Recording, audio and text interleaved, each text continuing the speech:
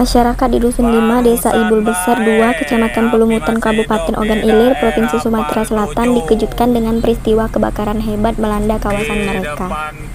Dalam musibah kebakaran terjadi Jumat 10 September sekitar pukul setengah 5, sedikitnya 9 rumah milik warga hangus dilalap si jago merah.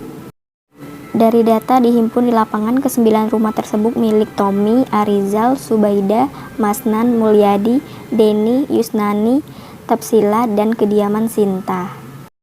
Kapolres Ogan Ilir AKBP Yusnantio Sandi SA melalui Kapolsek Pemulutan Ibda Ikil Alanuari ST didampingi Kanit Resem Polsek Pemulutan Ibda Zulkarnain Alfinaya ST MSI kepada sumselupdate.com mengucapkan asal api diduga berasal dari anak-anak yang sedang membakar kayu.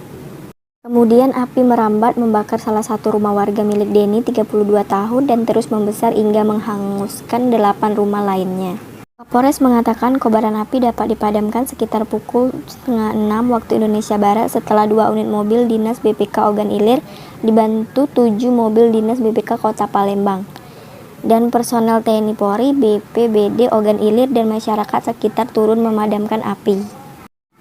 Dalam peristiwa kebakaran ini tidak sampai menelan korban jiwa, namun kerugian diperkirakan mencapai ratusan juta rupiah.